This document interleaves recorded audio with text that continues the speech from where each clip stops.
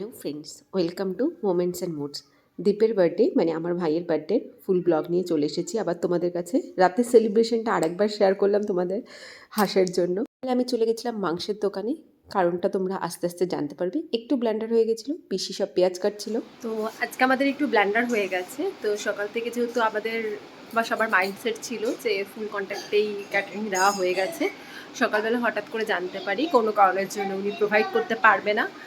তো ঠিক আছে, কই না, আমরা সঙ্গে সঙ্গে ইনস্ট্যান্ট ডিসিশন চেঞ্জ করি। আগে আমাদের মেনু ছিল ফ্রাইড রাইস, চিলি চিকেন, এখন সেটাকে আমরা চেঞ্জ করে নিয়েছি যাতে মায়েরও খাটনিটা একটু কম হয়। সেটা করেছি আমরা ভেজ বিরিয়ানি আর চিকেন কষা। আর তাছাড়া তো দুপুরে ভাইয়ের জন্য প্রচুর কিছু রান্না হচ্ছে, নর্মাল ভাত, মাটন, 5 রকমের ভাজা, মিষ্টি, এগুলো তো সব রয়েছেই, চাটনি মিষ্টি।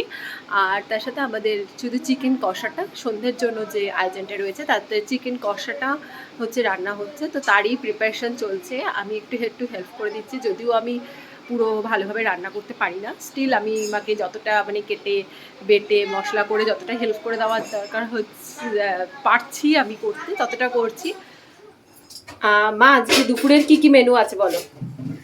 আলু ভাজা, পটল ভাজা, বেগুন ভাজা, কুমড়ো ভাজা, মাছ ভাজা, 5 রকমের ভাজা, 5 রকমের ভাজা, চিকেন কষা। এখন আবার চিকেন হচ্ছে? আবার রাত্রে আলাদা করে চিকেন হবে? হ্যাঁ। আচ্ছা, আর আর মটন হচ্ছে। ও আচ্ছা, এখানে মটনও ইয়ে করে রাখা আছে, ম্যারিনেশন করে রাখা। ভাত অলরেডি হয়ে গেছে, মাটন ম্যারিনেশন করে রাখা। 5 রকমের ভাজাও আমি দেখছি হয়ে গেছে, ডাল হয়ে গেছে, চাটনি হয়েছে, পায়েস হয়েছে। ডাল, চাটনি, পায়েস সব হয়ে গেছে। তো তোমার তো রান্না কমপ্লিট, এ শুধু খেতে বসতে দেরি। এটা হচ্ছে পিসি, হাই করে দাও সবাইকে। হ্যাঁ। এইটা হচ্ছে মানে মানে আমাদের বাড়িতে যত অনুষ্ঠান হবে, যা হবে, সেই সব কাটা বাটা সব পিসির দায়িত্বে থাকে। মানে মা হয়তো খুন্তিটা নাড়িয়ে রান্না করে, কিন্তু মায়ের ব্যাকবোন কিন্তু পিসি। মানে পিসিকে ছাড়া মা অচল, মাকে ছাড়া পিসি অচল। আমিও যতটা পসিবল হচ্ছিল মাকে হেল্প করে দিচ্ছিলাম, যেমন আদা রসুন পেঁয়াজ পেস্ট করা, এবং সব কিছুতেই মাকে হেল্প করার চেষ্টা করছিলাম। মায়ের শরীরটাও খুব একটা ভালো না, তো সেই জন্য। আর আগের দিন যেরকম বলেছিলাম যে ভাই তো মানে পুরো সারপ্রাইজেই খুব রেগে যাবে, সেটা হয়েও ছিল। আস্তে আস্তে তোমরা দেখতে পাবে, সেই ক্লিপসটাও অ্যাড করে দিয়েছি।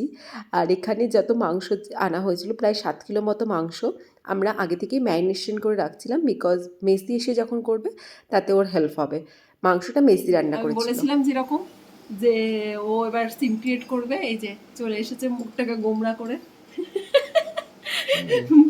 মুখটাকে গোমড়া করে আমি যেটা মানা করেছি সেটা এই যে মানা করেছে, যেটা এই যে বন্ধু কাকে কোন বন্ধুদের সেটাই তো আমি বুঝতে পারছি না। তোর বন্ধুরা কোনটা কটা বাকি সেটা বল। কাকে বলেছো আমি সেটাই বাবা তো একটু জানতে বলতে চাইছি। পারছিস না? দেখেছো? তোর নাম? প্রীতম যার নাম্বার দিয়েছে।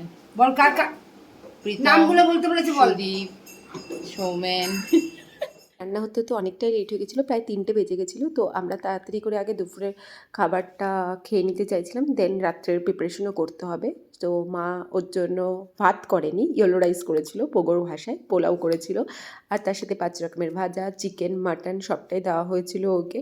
ও খুব হাসছিল যে 28 বছরের বার্থডেতে এত কিছু সেলিব্রেশন কোনো দরকার নেই, আমি বুড়ো হয়ে যাচ্ছি এবার, আমি আর পোগোর মতন বাচ্চা নই। এবার খেতে বসার পরে সবাই ওকে আশীর্বাদ করে দিচ্ছিল, পিসি, বাবা, মা, বড়দি।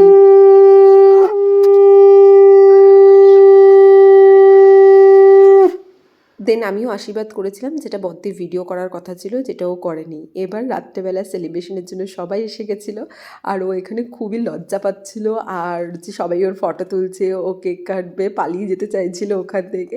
বাট প্রচুর লোক এসেছিলো, পরের ক্লিপিংস আর নেওয়া হয়নি বিকজ অফ টাইমের জন্য। কাটিংয়ের পরেই খাবারের ব্যবস্থাও শুরু হয়ে গেছিলো, রাত্রের ডিনারের জন্য সবাই বসে পড়েছিল, সেই ভিডিওটা নেওয়া হয়নি। আমি নিজেই একটু সার্ভ করে দিচ্ছিলাম, হেল্প করে দিচ্ছিলাম। আজকের ভিডিও এই অবধি। ভিডিওটি ভালো লাগলে লাইক অ্যান্ড সাবস্ক্রাইব করে দিও।